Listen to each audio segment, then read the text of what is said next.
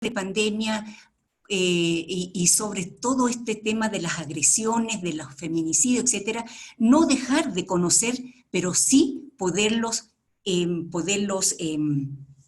atenuar con evitar todo esto. Es una de las recomendaciones para que no entre todo en una especulación, ¿no? Ya vamos a estar un poco más abiertos a salir, a dar una vuelta, el de poder tener a los familiares, es de poder conversar con ellos, el de poder tener las amistades y tener ese contacto, aunque sea virtual como lo estamos haciendo nosotros, es un método importante también para poder evitar todo esto, ¿no?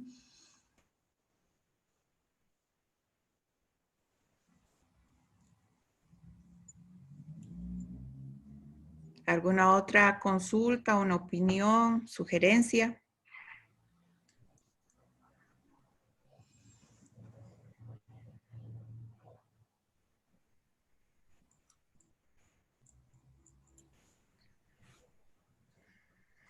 Bueno, licenciada Rivera, ¿Ya? ¿podemos proseguir o hemos concluido con su exposición? Hemos concluido con la exposición, estaba más bien abierto para que hicieran preguntas, pero si hay un tiempito puedo aprovecharlo para el tema de empoderamiento que va muy ligado a lo que ha consultado la señora, ¿no? Es el tema de empoderamiento, que es fortalecer las capacidades de las mujeres, que es un proceso continuo, no es un día para otro, pero es importante para prevenir la violencia. Hay que trabajar en la autoestima, hay que saber que hay otras mujeres que estamos en la misma situación en violencia, tenemos que unir fuerzas, ¿no?, para poder trabajar en todo esto y también trabajar con los hombres, hacer conciencia de que la violencia no lleva a nada bueno y que la igualdad de género da beneficios tanto para hombres como para mujeres. Y la violencia no se concilia y la violencia no tiene justificativo. Con eso sería, Corina. Bueno, muchísimas gracias, licenciada Rivera. Vamos a proseguir con nuestra segunda panelista. Es la doctora Beatriz Medina Domínguez, abogada con varios posgrados y amplia experiencia en legislación internacional y nacional, municipal en temas de violencia contra la mujer, servicios de protección y atención, expositora a nivel nacional en temas de derechos humanos, trata de personas, entre otros. Vamos a analizar con ella el tema sobre normas, leyes e instituciones que protegen los derechos de las mujeres, incluyendo contexto COVID-19. Doctora, adelante. Muy buenas noches a todas y a todos, un gusto estar con ustedes y vamos a iniciar con la presentación.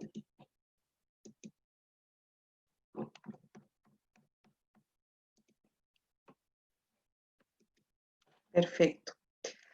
¿Me confirman si se ve? Sí, sí se ve. Perfecto.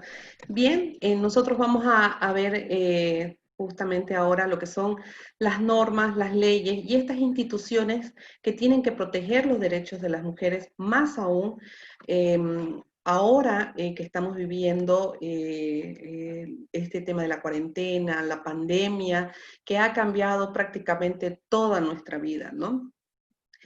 Y es en ese sentido que el contenido de la presentación tiene que ver con las leyes, las normas, los flujogramas que hacen a las leyes más importantes de protección a las mujeres contra la violencia, como la 348 y la ley 263 contra la trata, hacer un poquito la diferenciación entre las diferentes justicias o jurisdicciones que tenemos, las instituciones que tienen mandato para prevenir la violencia o para atender la violencia, y estos cuellos de botella, de por qué hay estas cifras, por qué tenemos estos números, y eso lo vamos a analizar entre todas y todos. Bien, las normativas de protección internacional y nacional que se tienen para luchar contra la violencia, para luchar contra la trata de personas, es abundante, es bastante. Bolivia ha ratificado bastantes instrumentos internacionales y vamos a mencionar los más importantes. Las normas internacionales contra la violencia hacia la mujer está primeramente la Convención de los Derechos Humanos del Pacto de San José de Costa Rica, tenemos la Convención sobre la Eliminación de todas las formas de discriminación contra la mujer, la CEDAW, por sus siglas en inglés, la Convención Interamericana para Prevenir, Sancionar y Erradicar la Violencia contra la Mujer, Belém do Pará, que fue en Brasil, ¿no?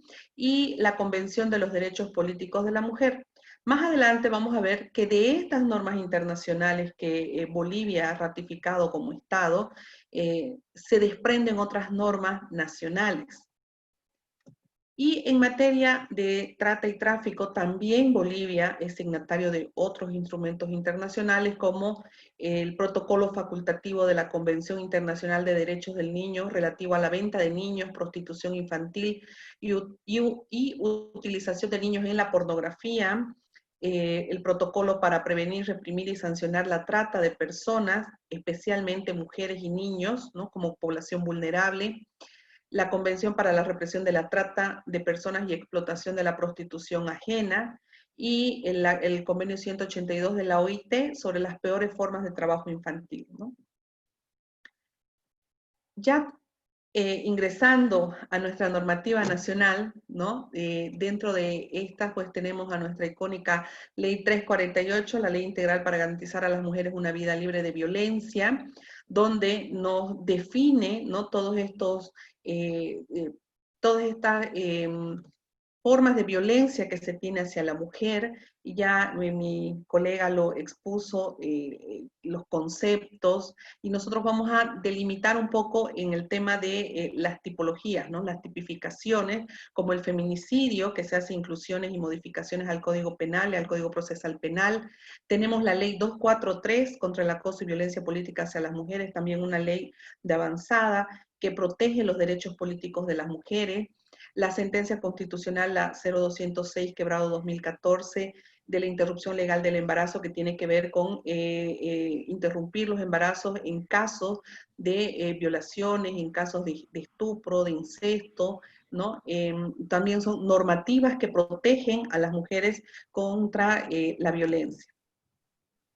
En materia de trata y tráfico, también tenemos nuestra misma Constitución Política del Estado, que reconoce justamente y prohíbe la trata, el Código de las Familias y el Proceso Familiar, la Ley 263, la Ley Integral contra la Trata y Tráfico de Personas, la 3933, de búsqueda, registro y difusión de niñas, niños y adolescentes extraviados, y obviamente las modificaciones al Código Penal y Código Procedimiento Penal que la Ley 263 ha incluido en la normativa sustantiva y adjetiva penal. En el flujograma que presentamos de la Ley 348, tenemos justamente que la Ley Integral para Garantizar a las Mujeres una Vida Libre de Violencia, ¿no? Es una ley que obliga al Estado a adoptar ciertos mecanismos y medidas políticas integrales. ¿En qué aspectos? De prevención, de atención, protección y reparación, y de persecución y sanción a los agresores. El fin es el garantizar el ejercicio libre de los derechos y una vida digna de las mujeres. ¿Cómo se protege a las mujeres que están en situación de violencia? A través de las medidas de protección que da la misma ley, la 348 en su artículo 35, ¿no? Como el ordenar la salida o desocupación del agresor, prohibir que el agresor pueda enajenar, vender o hipotecar el bien inmueble, dispone la asistencia familiar, entre otros, ¿no? Y la finalidad justamente es la de evitar e interrumpir estos hechos de violencia para que se pueda investigar y procesar y sancionar. La restitución de los derechos que se quiere con la Ley 348 como medidas integrales de reparación del daño hacia la mujer es ver el tema de la reinserción laboral, la restitución patrimonial, la atención en salud, tanto física como psicológica, como primordial, y la creación de redes de promotoras mujeres sobrevivientes de violencia. Con la Ley 263, el objeto justamente es combatir la trata y tráfico de personas, el garantizar los derechos fundamentales, y esto es a través de la consolidación de los mecanismos de prevención, protección, atención, persecución y sanción, ¿no?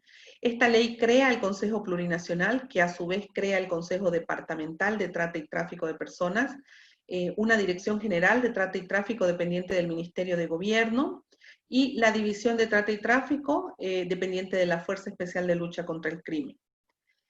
¿Cómo se puede luchar contra la trata y tráfico de personas? A través de la prevención, la protección, la persecución y la cooperación internacional, que son los mecanismos que da la misma ley 263 en el ámbito educativo, comunicacional, laboral, prohibiendo la revictimización, protegiendo la identidad de las víctimas, sancionando la omisión de denuncia. Esta es una inclusión que se hace al ordenamiento jurídico para las y los servidores públicos que tengan conocimiento de un hecho de trata o posible trata y no haya denunciado ante las autoridades correspondientes, será sancionado no solamente administrativamente, sino penalmente, porque hay una omisión de denuncia, ¿no? Son nuevos tipos penales que se ingresan al ordenamiento jurídico, al igual que la violencia sexual comercial. En el ámbito educativo se puede hacer la prevención a través del ámbito educativo formal y no formal. El formal a través del sistema educativo primario, secundario, universidades públicas, privadas, escuela de jueces, escuela, formación de policías, ¿no? En el ámbito comunicacional, las telecomunicaciones, en este caso los medios escritos, los medios audiovisuales, tienen que prestar este servicio en favor y con prevención de la lucha contra la trata. En el aspecto laboral, se tiene un programa de apoyo al empleo a través del Ministerio de Trabajo para las víctimas de trata y tráfico o sus familiares. Y en el aspecto de seguridad ciudadana a través del control de fronteras, utilización de cámaras de seguridad, ¿no? O sea, etcétera, que es muy amplio el tema de seguridad ciudadana. Ahora, todas estas normativas que estamos viendo, tanto internacional, hemos avanzado por la normativa nacional, tienen todavía un aditamento a esto, ¿no? Estamos en tiempos que son bastante complejos con el COVID, y a esto los derechos, ¿no? Los derechos de las mujeres en pandemia. Vamos a revisar un poco, y tenemos que la Comisión Interamericana sobre Derechos Humanos de la OEA ha recomendado en su resolución 01/2020 a los gobiernos miembros, y Bolivia es un gobierno miembro, adoptar de forma inmediata, ¿no?, urgente y con la debida diligencia, todas las medidas que sean adecuadas para proteger los derechos a la vida y a la integridad personal, ¿no? Y en especial atención a los grupos vulnerables como son las mujeres. También solicita que se incorpore la perspectiva de género en todas las respuestas que los estados están dando para contener la pandemia, ¿no? Teniendo otra vez como aspecto vulnerable a las mujeres que están expuestas por su condición económica, por su condición migrante, por su condición de discapacidad, a mujeres privadas de libertad, etcétera, ¿no? Fortalecer también es otro de los aspectos que manda esta resolución, los servicios de respuesta a la violencia de género, en particular la violencia intrafamiliar y la violencia sexual en el contexto de confinamiento, entendiendo de que la violencia no ha entrado en cuarentena, ¿no? La violencia, es más, se ha munido de la cuarentena para perpetrar estos índices elevados que vamos a ver más adelante, que hoy en día tienen que llamarnos la atención a todas y a todos. Y estos mandatos que ha dado la Corte Interamericana de Derechos Humanos ha sido asumida también como país miembro Bolivia a través de la Ley 1293, la Ley para la Prevención, Contención y Tratamiento de la Infección por el Coronavirus, donde también a través de su resolución ministerial, la 282/2020, aprueba el protocolo para el manejo adecuado de la mujer embarazada y coronavirus COVID-19, entendiendo que también los servicios de salud han colapsado y que un grupo vulnerable han sido las mujeres embarazadas que han estado en esta situación de temor de ir a dar a luz y sabiendo o teniendo el temor de que puedan contagiarse, ¿no? Por eso es que ha dado, a través de esta resolución, un especial tratamiento para las mujeres embarazadas. El plan de contingencia de atención a víctimas de violencia desde el sector de salud, ¿no?, en la pandemia COVID-19, donde están estableciendo los lineamientos para brindar una atención oportuna a personas que resulten ser víctimas de violencia en este tiempo. Y mientras dure, no solamente en tiempos de pandemia, mientras dure la cuarentena, ya sea rígida o flexible. Y también es necesario recordar que a través de la sentencia constitucional 018-2018, S2 y la 017-2019-S2, que es una jurisprudencia que forma parte también de nuestro ordenamiento jurídico, nos pide recordar la debida diligencia y género que se tiene que tomar en cuenta al momento de iniciar acciones judiciales por motivos de violencia. Y ahora queremos ver quién tiene que administrar esta justicia, quién tiene que darnos este resguardo, este respaldo, ¿no? Dentro de nuestra misma Constitución Política del Estado nos dice que Bolivia tiene una justicia plural, o bien llamado pluralismo jurídico, que es el reconocimiento, ¿no?, y la coexistencia de diferentes sistemas de justicia o jurisdicciones, como se los quiera llamar, aplicadas en un mismo territorio y tienen igual jerarquía. ¿Cuáles son estas jurisdicciones para tenerlas claras? Tenemos la justicia ordinaria, que es la que se imparte justicia en materia civil, penal, familiar y otras que señala la ley del órgano judicial. Tenemos la justicia indígena originaria campesina, que es la administración de justicia mediante usos y costumbres de los territorios indígena originario campesino. La justicia agroambiental, aplicable a conflictos agrarios, ¿no?, ambientales, etc. Las jurisdicciones especiales, que son las que requieren una reglamentación especial, o las que tienen una reglamentación especial, como por ejemplo la justicia militar. Tenemos también el tribunal de imprenta, por así citar algún ejemplo. Para tener bastante claro, porque es novedoso a partir de la Constitución Política del Estado en el 2009, la justicia indígena originaria campesina puede tratar asuntos o conflictos que histórica o tradicionalmente conocieron bajo sus normas, ya sea a través propios y saberes de acuerdo a su libre determinación, ¿no? Pero sin embargo, esta justicia delimita ciertos hechos o materias que no pueden ser tratados dentro de esta jurisdicción. ¿Por qué? Porque están afectando bienes o derechos que son importantes para todos y todas, o porque se trata de asuntos en los que el Estado puede verse afectado, ¿no? Entre ellos tenemos el asesinato, violación, delitos contra la integridad corporal de niños, niñas, adolescentes, y los dos temas que estamos tratando el día de hoy, que es la violencia contra la mujer y los delitos de trata de personas. Ambos son delitos que se tramitan en la justicia ordinaria.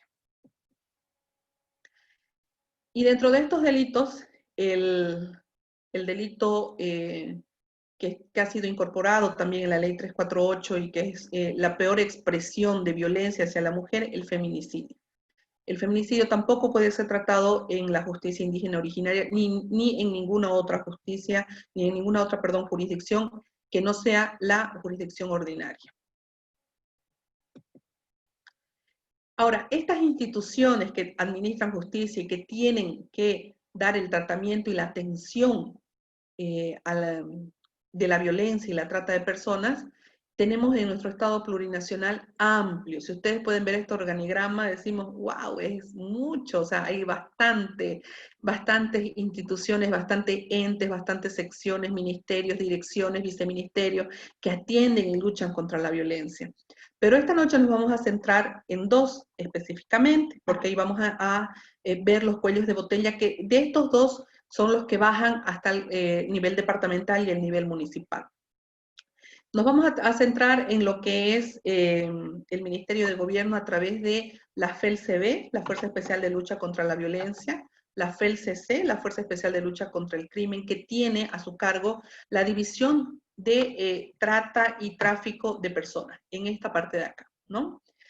Ver qué es lo que están haciendo, qué no están haciendo, cómo están atendiendo en el municipio de Punata estos delitos, las denuncias, y con el órgano judicial también vamos a hablar sobre la jurisdicción ordinaria, que volvemos a recalcar es la encargada de ver los delitos de trata y los delitos de violencia a través de sus salas y juzgados, si hay mora procesal, si hay carga, u otros cuellos de botellas que puedan existir. También con el Ministerio Público a través de la Fiscalía, el Instituto de Investigaciones Forenses y los establecimientos, también hablar un poco de los establecimientos de salud en la otorgación de los certificados médicos para las mujeres víctimas de violencia. Entonces, nos quedamos con esta fotografía de que vemos un amplio bagaje de instituciones que están para atender la violencia y la trata de personas. Y vamos a ir al siguiente cuadro, que es un cuadro bastante preocupante. Y estos datos han sido recopilados del 1 de enero del 2020 al 24 de agosto del 2020. Son datos a nivel nacional y la fuente es la FELCB, la Fuerza Especial de Lucha contra la Violencia, donde han indicado que 18.464 denuncias por violencia contra la mujer han sido interpuestas en este periodo, del 1 de enero al 24 de agosto. Entonces, volvemos al cuadro anterior y decimos, ¿qué está pasando con toda esta estructura y aparato estatal? ¿Y por qué tenemos estos números, ¿no? Ahora, de estos números tenemos estos siguientes números.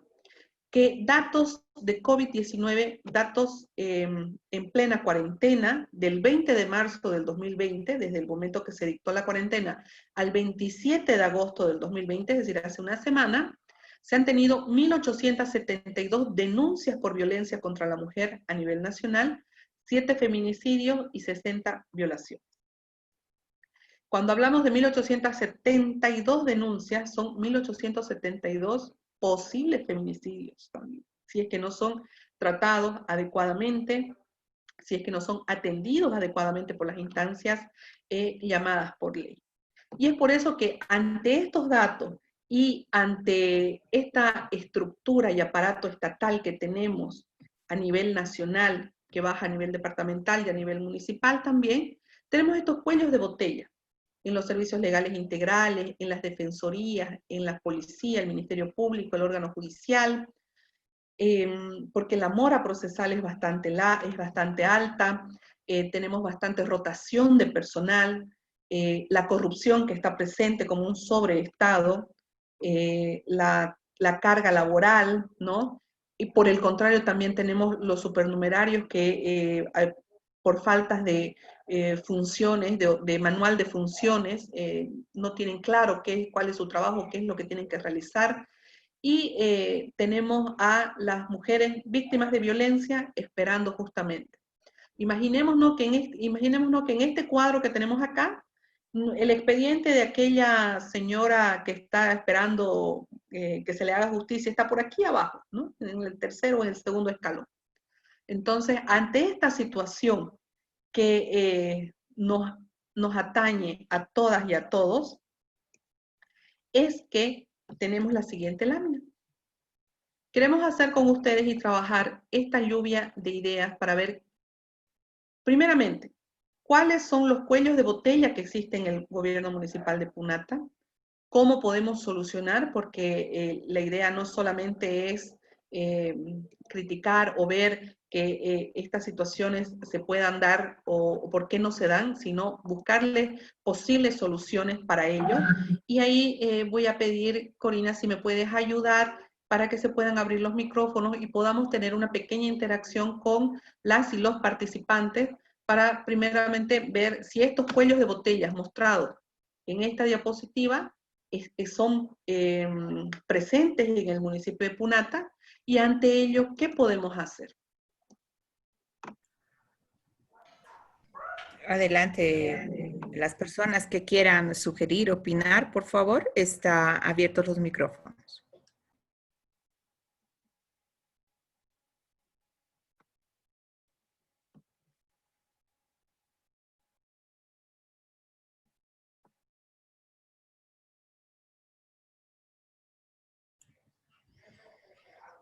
No existe cuellos de botella en el municipio de Punata, creo que todo va bien, marcha, excelente. Doctoras, a ver, por favor. Sí, Lice. Creo que estamos un poco tímidos. Sí. Sí. Creo que tenemos, gracias a Dios, en el municipio de Punata tenemos una muy buena coordinación tanto con los jueces y fiscales. Entonces, nuestros casos avanzan rápidamente, no vamos a decir que no, sí hay algunos que se retrasan. El problema fundamental que tenemos nosotros es el abandono de los casos por parte de las víctimas. La víctima en el momento, ¿no?, decide denunciar, incluso se pasa con el área psicológica para que se haga la contención, se pueda hacer el debido tratamiento con la entrevista, se le fortalezca un poco, ¿no?, al inicio de la denuncia, pero ya al momento, por ejemplo, de citar al agresor, la mujer tiende a directamente ya no querer proseguir con el proceso penal, ¿no? Todavía nuestras víctimas no quieren denunciar, quieren que se les pueda conciliar en oficinas, que se les haga citar, que se pueda conversar, y no llegan a comprender la dimensión de la violencia y en lo que puede desatar, ¿no?, que es un feminicidio. Nosotros trabajamos con las víctimas, pero en algunos y muchos casos nuestras víctimas no responden. Creo que ese es el problema fundamental que tenemos en las denuncias específicas de violencia, por lo cual no estamos pudiendo avanzar con muchos casos, pero en los casos que sí se ha logrado, por ejemplo, un abordaje psicológico, tenemos el peritaje de la mujer en los casos de violencia psicológica, hemos logrado ya, la verdad, satisfactoriamente bastantes sentencias. Y eso gracias también al juez y a los fiscales que estamos trabajando, la verdad, muy coordinadamente y podemos tener esa satisfacción. Creo que en nuestros informes que elevamos a veces a las diferentes instituciones que nos solicitan, realmente evidenciamos que tenemos no más sentencias, más que tal vez otros municipios, ¿no? No voy a decir a nivel nacional, pero a nivel regional creo que vamos avanzando. Y eso es un logro muy importante. Pero después, bueno, no sé si alguien quisiera aportar algo más. Mis compañeras que están por ahí, chicas, hablen.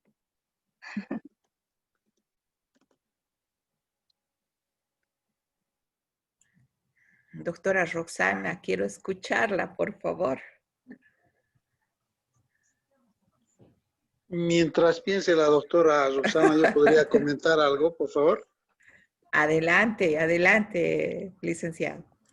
Bien, yo creo que sí, una de las causas principales, el por qué, digamos, no se den muchos casos que lleguen, hasta la conclusión de cada uno de estos, es el abandono de casos. Y lógicamente en este aspecto hay muchos actores que influyen, ¿no es cierto? Por ejemplo, los hijos. Una vez que pasa el problema, el abuso, etcétera, etcétera, pues influyen para que la denuncia no siga adelante a partir de una primera instancia. Y también los parientes, ¿no es cierto? Yo creo que en ese aspecto habría que trabajar también bastante. Y bueno, hay varios casos, por ejemplo, que se han podido dar en el sentido de que hay personas que denuncian una y otra vez, pero llegan hasta cierto momento, hasta cierto punto y después no vuelven a aparecer y vuelven a aparecer al cabo de un tiempo. O sea, yo no trabajo en el SLIM, ¿no? Pero sin embargo, yo he podido ver eso en una persona, ¿no?, que tiene problemas con su pareja, va a denuncia, pasa un tiempo, sus hijos un poco hacen que la pare y vuelve nuevamente a denunciar. No sé, habría que de alguna manera tal vez esto, hacer algún compromiso con quien denuncia para que pues esto prosiga, simplemente eso. Muchas gracias. Adelante. A ver, ¿quién más quiere un poco compartir con nosotros los problemas que se les presentan?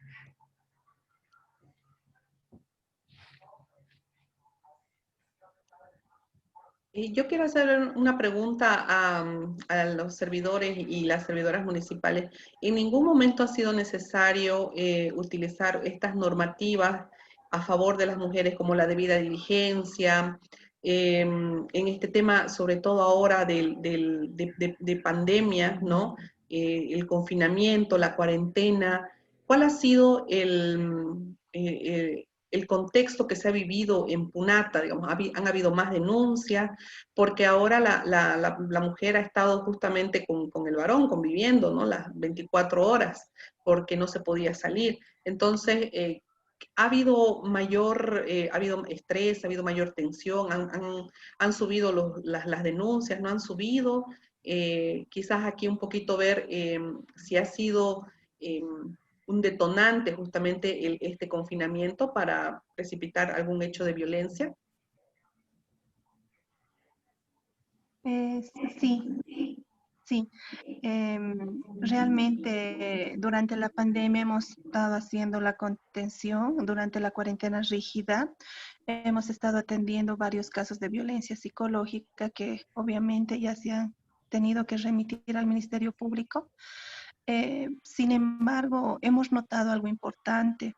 Durante la pandemia y la cuarentena rígida y la primera cuarentena que es dinámica, se han llevado adelante muchas más denuncias de violencia psicológica, pero estamos a unas 2 o 3 semanas que estamos enfrentando realmente una lluvia de denuncias de violencia física, ¿no? Entonces sí hemos tenido un aumento, realmente creo importante, porque digamos, en la semana nos entraban 2, 3, hasta 4, 5, digamos, entrevistas, ¿no? Para realizar más otras 2 o 3 denuncias de la oficina, ¿no? Esto desde la PERCB y otras desde la oficina misma que derivamos al área psicológica. Pero ahora al día entran 3 o 4. Entonces eso nos está preocupando bastante, ¿no? No estamos dando abasto realmente. Incluso hemos tenido la incorporación de una nueva psicóloga para poder afrontar esta situación. Gracias a Dios hemos tenido el apoyo del gobierno municipal y se ha podido contratar, pero realmente las psicólogas no están dando abasto. Y aparte también estamos dando el apoyo psicológico cuando vienen las parejas, ¿no? Ya con ciertos problemas que no han ingresado todavía en la violencia, y se está dando el apoyo voluntario que les llamamos nosotros, ¿no? A esas parejas que las están solicitando.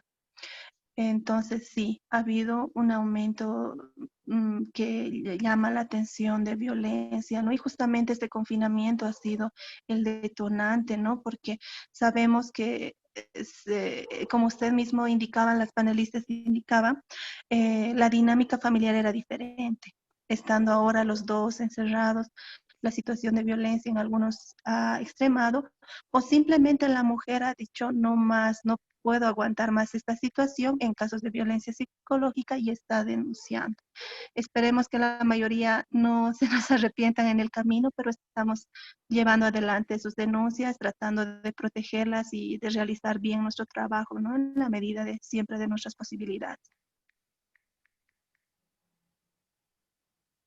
Perfecto, muchas gracias. ¿Alguien más que quiera opinar, que quiera dar alguna sugerencia?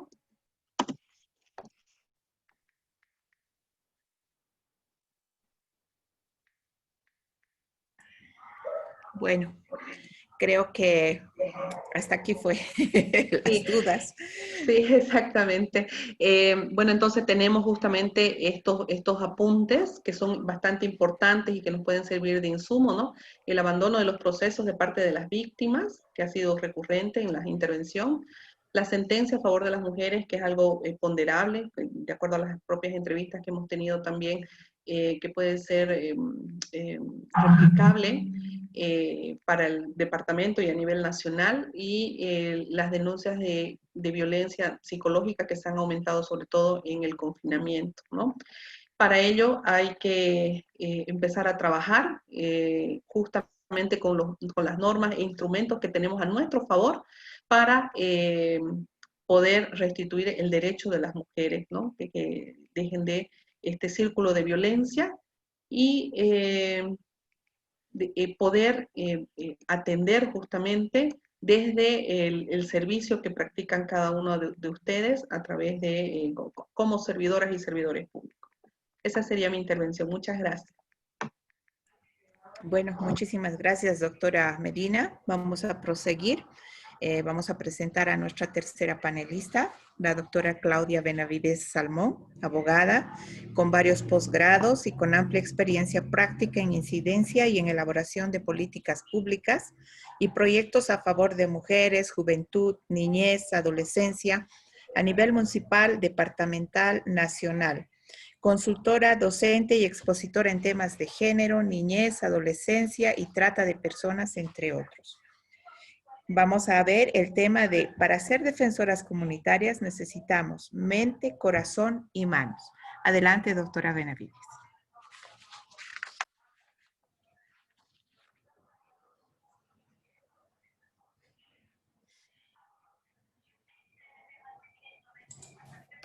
Muchas gracias, Corina. Muchas gracias a todos los servidores públicos que están hoy, tanto mujeres como varones que nos acompañan. ¿Están viendo mi presentación? Sí, Sí, la sí, estamos. doctora. Me he ido al final. Ya, ahora sí. Muy bien. ¿Qué vamos a ver hoy? Bueno, vamos a reflexionar un poquito así en marco general. No es una presentación larga, así que no se preocupen, no se van a aburrir, ¿no? Pero tenemos un actor muy importante. Ustedes como servidores municipales y también las defensoras comunitarias. Defensoras guión, promotoras comunitarias también, como nos quieran. Y todas las defensoras comunitarias y como ustedes también como servidores municipales, todos y nosotras también activistas, ¿no? Somos agentes de cambio. ¿Y qué consiste en un agente de cambio específicamente? Pues es esa persona que empieza a analizar y empieza a ver cómo está construida la base, ¿no? de sus relaciones, va viendo, analizando qué tipo de relaciones de poder hay entre mujeres, entre ellas, entre hombres, entre mujeres y hombres. Y va analizando también cómo acceden tanto mujeres y hombres, niñas, niños, adolescentes, jóvenes, adultos mayores, de diferente forma a los recursos económicos, tecnológicos, todo lo que va ofreciendo el mismo municipio. Y van pasando de ver cómo es el grado de participación de las mujeres, cómo van involucrándose hasta que también llegan a ir evaluando esos pasos. Y van, obviamente para eso, pues leen un poco, asisten a este tipo de talleres y empiezan a cambiarse esas gafas, ¿no? Para ver más allá, ¿no? Más allá de lo evidente. Y ese punto hace que te conviertas en agente de cambio y empieces a analizar y empieces a ver la vulneración de los derechos humanos y quiénes y cuáles son los derechos humanos que se están más vulnerando. Entonces usamos para eso nuestra cabeza. Ahora, todos nosotros como agentes de cambio, igual, y me gusta como una de sus defensoras también de Punata decía, yo soy influencer.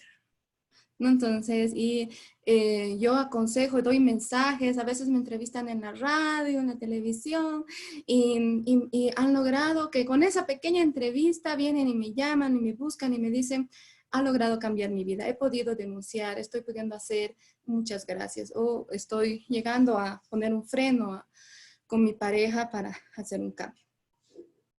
Y eso nos lleva a que tanto las defensoras comunitarias son unas fuertes aliadas de ustedes, pero no hay que abusarlas, ¿no? Entonces eso vamos a ir bien. Ahora, ¿quiénes pueden ser las defensoras comunitarias? Bueno, aquí está la exposición puesta defensoras comunitarias, pero también sabemos que en Punata hay defensores comunitarios. Pero hoy vamos a priorizar este eje por el tiempo, digamos, hablar de las defensoras comunitarias, pero piensen también en los varones, por favor. Entonces, son estas personas que tienen empatía. tienen que tener empatía. Algunas veces han tenido una situación de violencia, han sido víctimas, otras no lo son, han visto, han sido testigos, y otras son personas que realmente tienen una alta sensibilidad y les gusta dar lucha en este tema.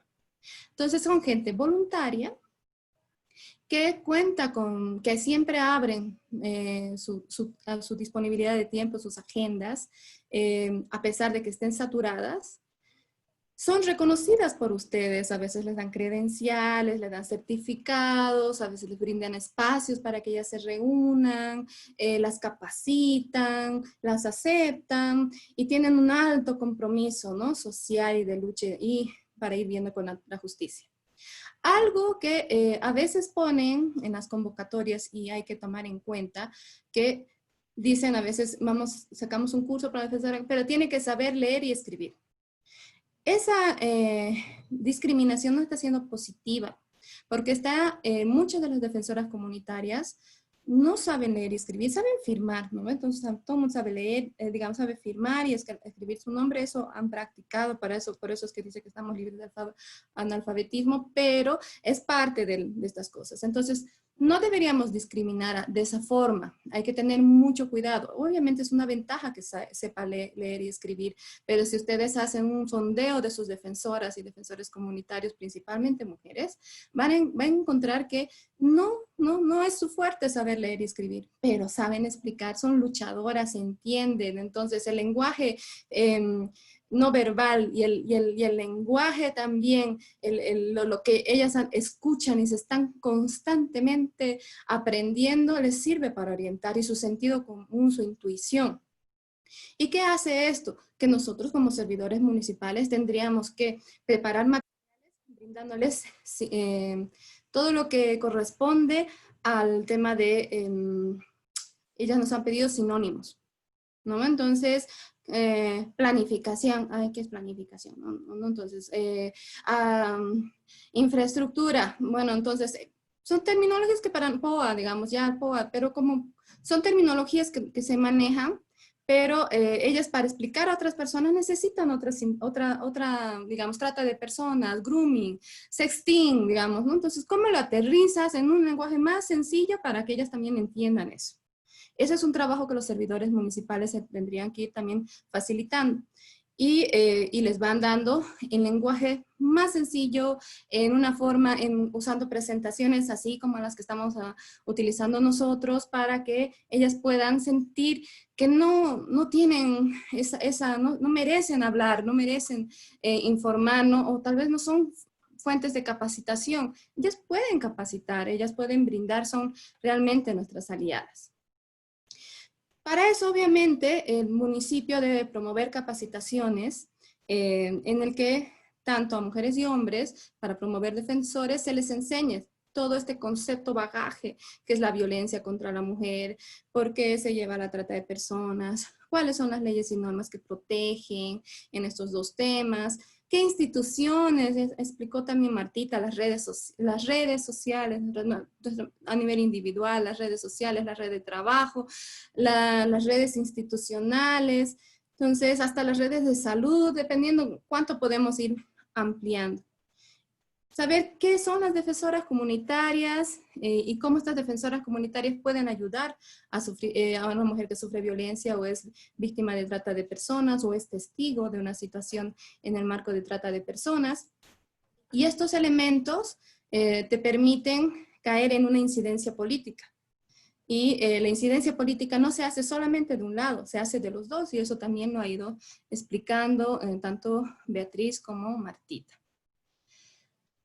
¿Cómo podemos ayudar a estas mujeres en situación de violencia y trata de personas? Desde la mirada de las defensoras comunitarias, pero también desde nuestra mirada, y es que el municipio tiene que promover, ¿no? Tiene que hacer campañas, tiene que hacer un taller con unos niños, decían, 1 minuto, necesitamos que salga en la televisión o en la radio, o nos hagan algo por WhatsApp, pero que sea 1 minuto para que nosotros entendamos qué es lo que no tenemos que hacer.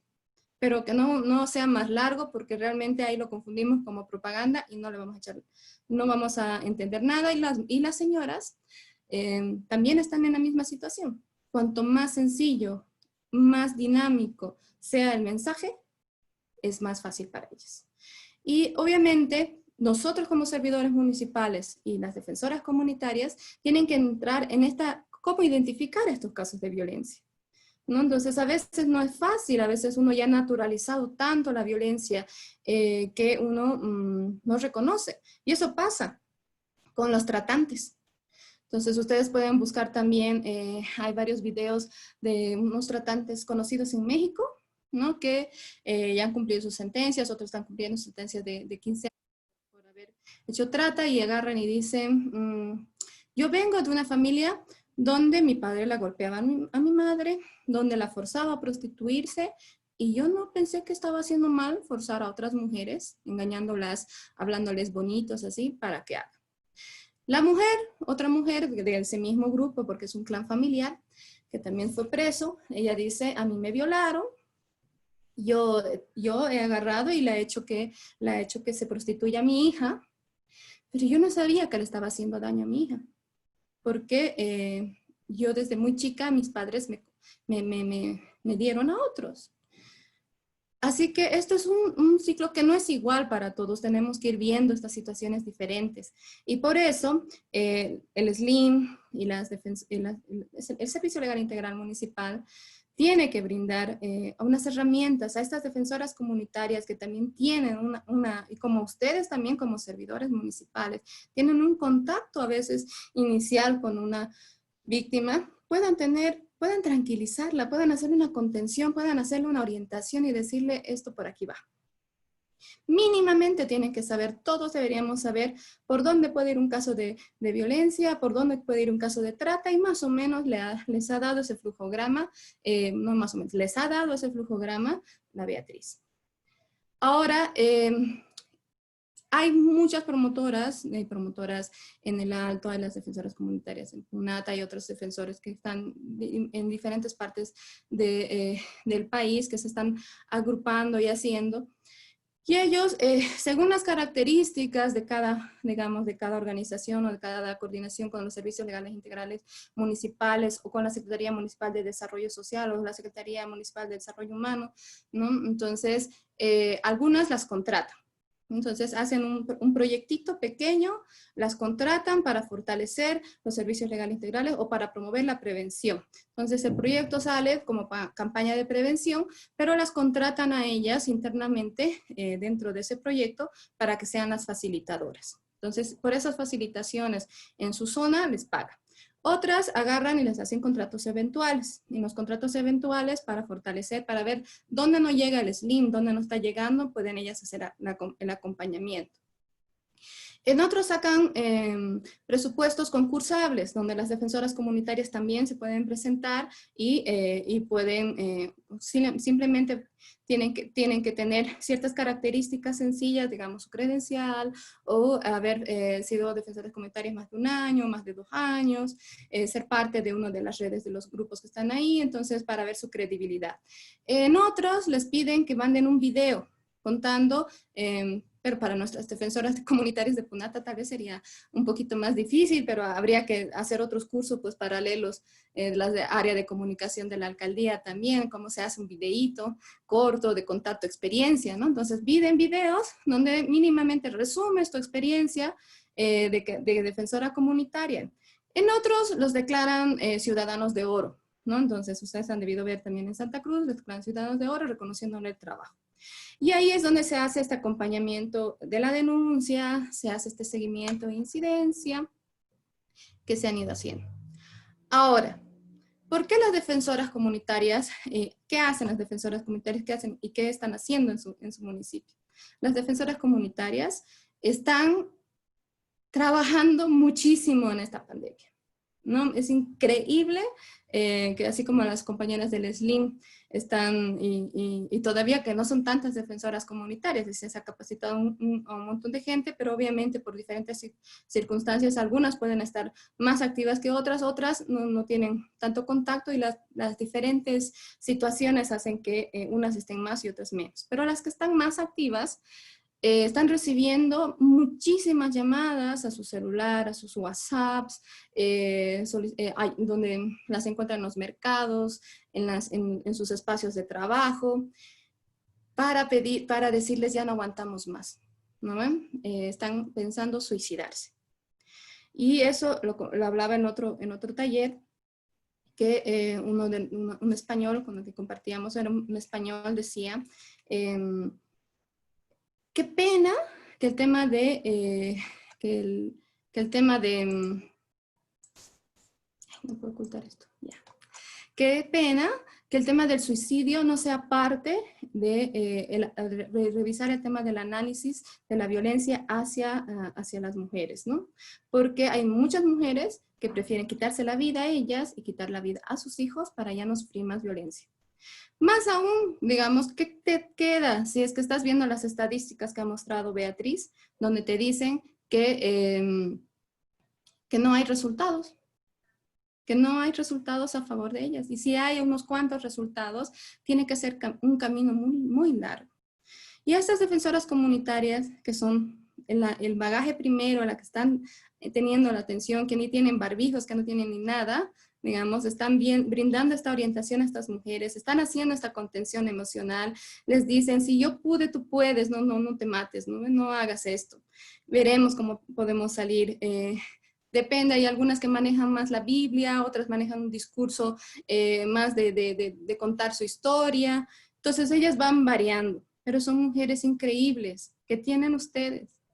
Y esas mujeres, obviamente hay que recordarles que no tienen que escuchar con empatía, no tienen que juzgar, no tienen que revictimizar, no tienen que otra vez victimizarse al contar su caso, ¿no? No pueden confundir su rol, porque una mujer que ha sufrido violencia sexual y le viene otra mujer a contarle que ha sufrido otra vez violencia sexual, si es muy fresca, puede haber pasado 10 o 15 años, pero la situación en tu mente lo hace como si fuera ayer, ¿no? Entonces va a confundir esa situación y va a volver a pasar por ese dolor. Entonces hay que ir trabajando fuertemente esta situación. Y por eso las defensoras comunitarias influencian positivamente.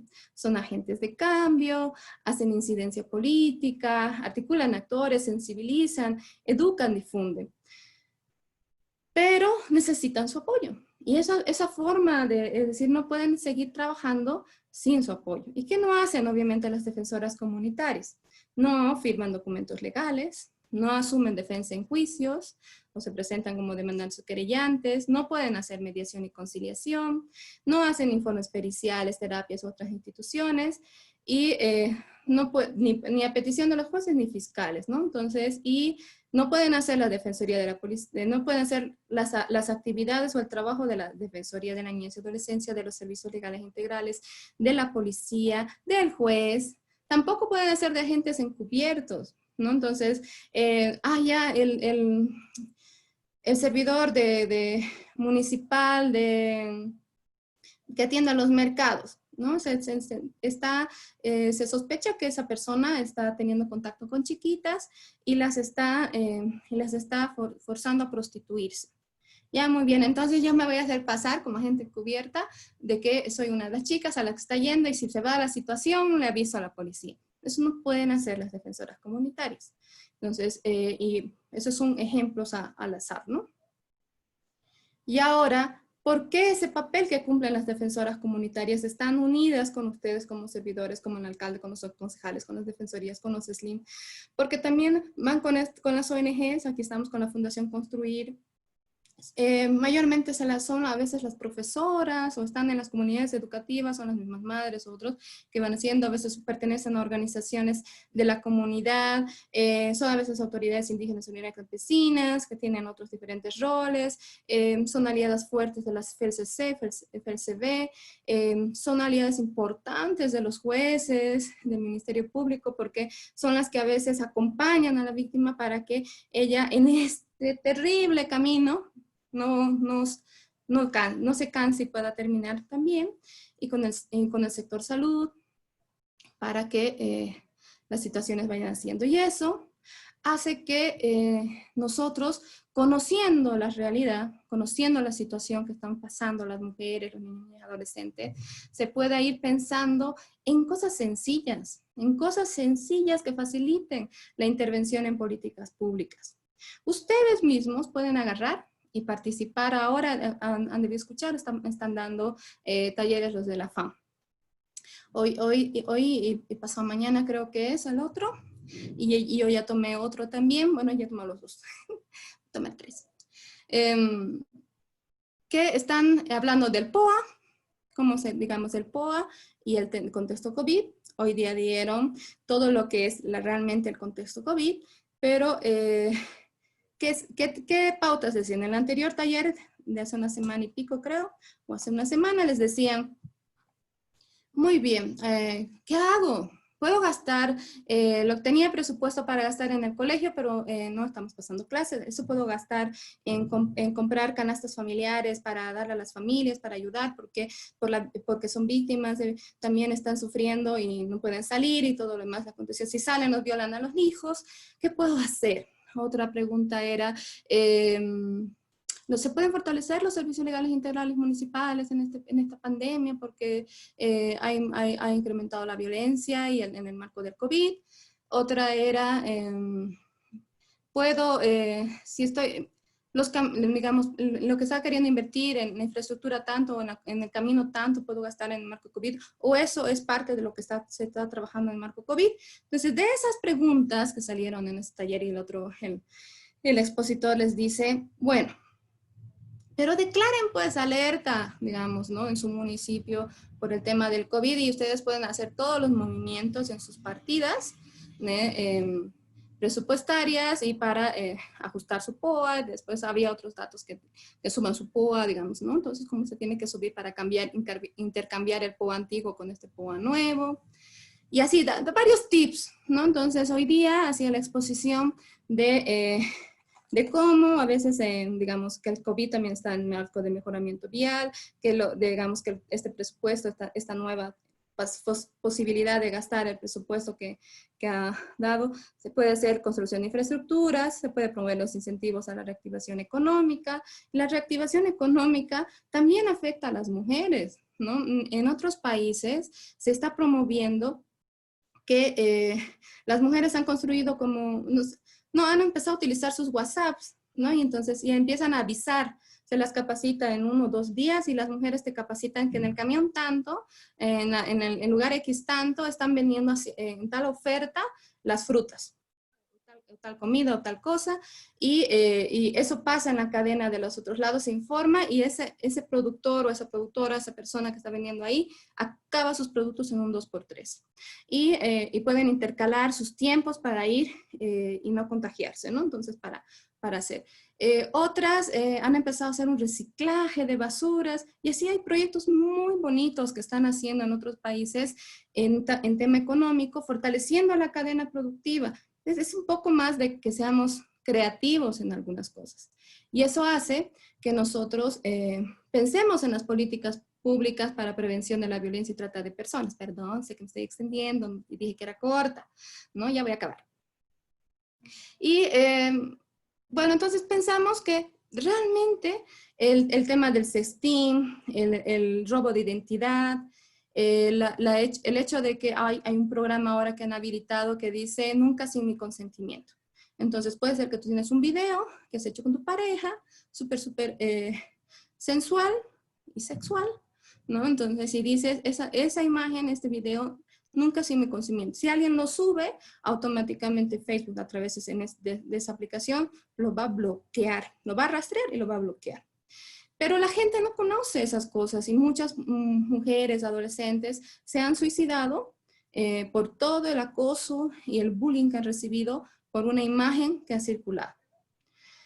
Tampoco saben que eso es un delito y el Código Penal es bien ambiguo y tiene otras posibilidades. A ver, que al inicio de la pandemia, las oficinas de registro civil no estaban atendiendo. Entonces nació tu hijo y nadie lo registró. Nadie lo registró dentro de ese espacio. ¿Qué haces con ese niño? Lo puedes vender, lo puedes matar, lo puedes hacer cualquier cosa porque no hay ningún registro. Entonces, esas cosas son terribles. Por eso es que la violencia de género y la violencia hacia niños y adolescentes se ha incrementado, según los expertos, millonísimas de veces. Y eso hace que nosotros tenemos que pensar en ir proponiendo modificaciones a la ley 348, a la ley 263, a la ley 548, a todo lo que también está relacionado con los gobiernos municipales, porque no todos los gobiernos municipales somos iguales, del mismo tamaño, entonces hay cosas que deberían ser específicas. Promover estas campañas, hacer estas modificaciones de presupuesto, fortalecer a las defensoras promotoras comunitarias, ayudar a fortalecer estas respuestas rápidas en justicia. Ustedes tienen un juez muy comprometido en Punata, institucionalizar estos cargos de DNAs y SLIM. Yo sé que están apoyando a los SLIMs, están dando personal, felicidades, bravo, ¿no? Es un proceso, ¿no? Para que siga.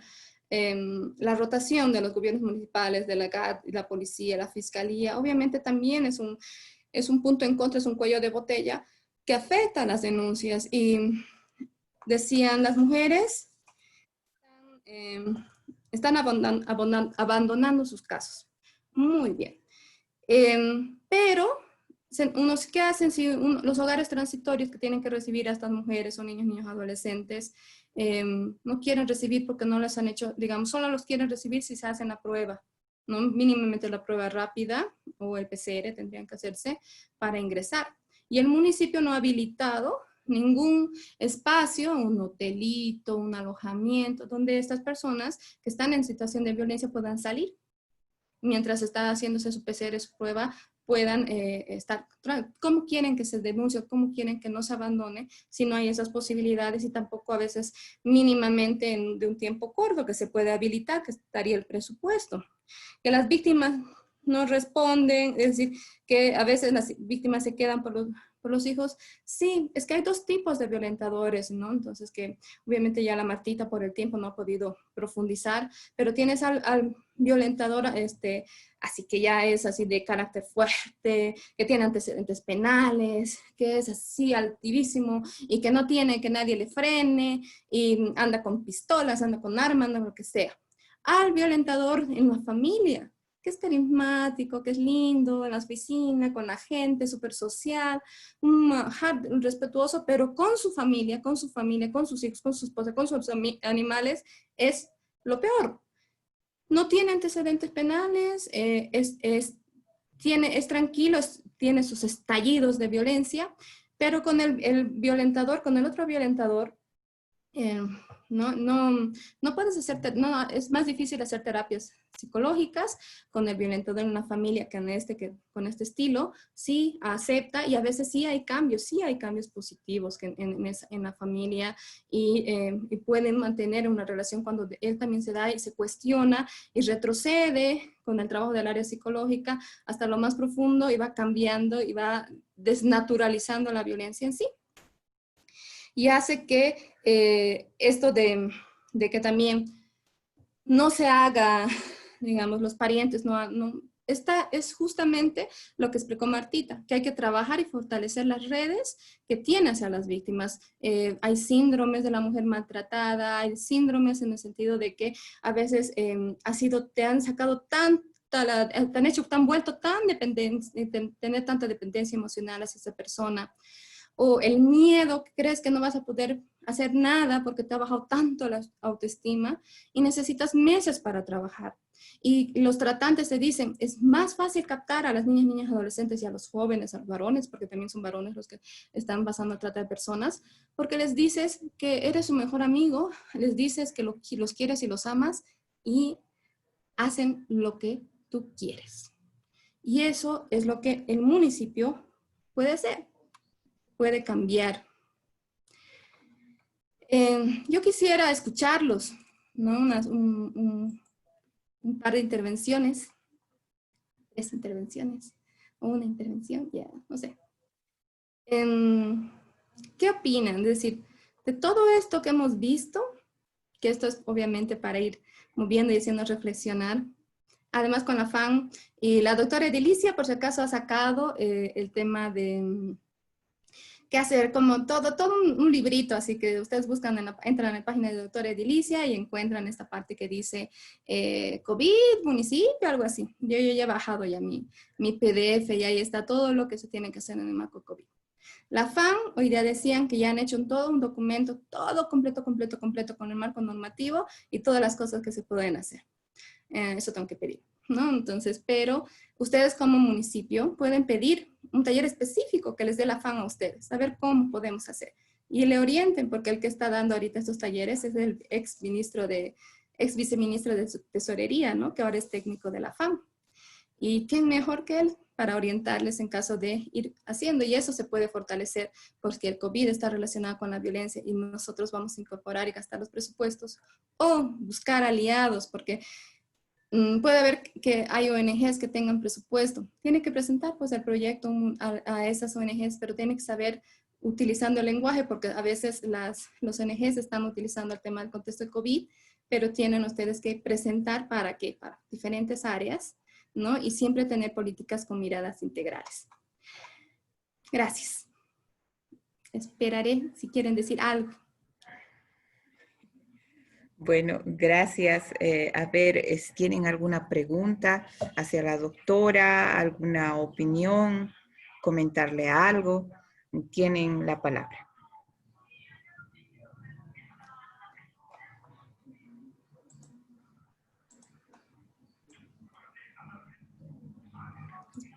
Espero que no se hayan aburrido. Bueno, no hay ninguna pregunta, ningún comentario. Hemos Ya, tratado vamos de a darles proceder. tips, ¿no? Varios tips para poder ustedes también ir viendo por dónde pueden caminar. Están habilitando sus micrófonos. Roxana, creo, Montaño quiere participar. Buenas noches, licenciada Corina. Adelante, doctora. Buenas noches. En principio, agradecer a la expositora. Realmente creo que son temas que sí se debe socializar para el trabajo conjunto y coordinado entre defensorías y las defensoras comunitarias. Es muy interesante y realmente como PUNATA tenemos entre todas las defensoras comunitarias que están en ese trabajo de conocer, buscar, capacitarse. Y bueno, esto espero que les haya servido y también nos va a servir a nosotros para poder replicar esta temática con relación al COVID en violencia y trata y tráfico. Yo creo que es muy, muy importante que todos los participantes de este taller que ha propiciado Fundación Construir podamos replicar a todos, en este caso como gobierno municipal y nosotros como DNA. Vamos a hacer esas réplicas viendo, en este caso, buscar medios. Nuestros aliados estratégicos en este caso son los medios de comunicación, coordinando y hacer conocer y que también las defensoras comunitarias se empoderen más y así sean nuestros brazos operativos, como dijo, viendo y conociendo realmente estas estrategias que ha presentado. Muchísimas gracias, agradecer a la expositora, muy, muy interesante, gracias. Gracias, doctora. Adelante, ¿alguien más, Paulita? No, para nada. Bueno, si no hay ninguna intervención, yo les agradezco a Claudia, a Beatriz y a Marta el enfoque tan interesante que nos han brindado el día de hoy. Y si estuvieran dispuestos todos los participantes que nos han acompañado el día de hoy, a fines del registro, poder activar sus cámaras. Así nosotros reflejamos con el financiador todo el trabajo que hemos hecho. Este es nuestro último taller y bueno, les agradecemos la paciencia y también el cariño que le tienen a esta temática para poder trabajar con el enfoque de género y las defensoras comunitarias. Muchas gracias a quienes están pudiendo encender sus cámaras. A quienes no hay problema. Entendemos que la conexión es un poco complicada en el país. Y bueno, voy a tomar la fotito. Ok, muchas gracias. Ya estamos encendiendo. Creo que no todos estábamos preparados para encender nuestras cámaras, pero les aseguro que esta fotografía no la vamos a compartir más allá que en nuestros informes en los que debemos reportar la actividad. Pero les agradecemos y de todas maneras, Corina es la coordinadora de este proyecto, quien se lleva la batuta por haber organizado y convocado a todas las personas. Nosotros le vamos a dar continuidad a este proyecto, vamos a seguir trabajando y cualquier duda, cualquier idea que podamos desarrollar en el marco de este proyecto, estamos completamente abiertas para poder darle continuidad y trabajar en favor de las defensoras comunitarias. Ahora sí, voy a contar hasta 3 y voy a tomar la captura de pantalla. 1, 2, 3. Perfecto. Muchas gracias a todos y a todas. Una vez más, cualquier duda, cualquier comentario o idea para darle continuidad al trabajo, Corina está a disposición de todos ustedes y muchas gracias a las facilitadoras por brindarnos información de este contenido el día de hoy. Con esto damos por concluida la sesión y no sé si Corina tiene algo más y la cerramos. Sí, gracias Paulita, muchísimas gracias a todos los que han participado, gracias a nuestras panelistas, muchas gracias al director de Desarrollo Humano que nos ha apoyado en esta actividad, a la responsable del SLIM, de la Defensoría, realmente un excelente trabajo, agradecerles. Paulita, muchas gracias por tu apoyo y estaremos pronto continuando con este tipo de actividades. Muchísimas gracias y buenas noches. Buenas noches, muchas gracias.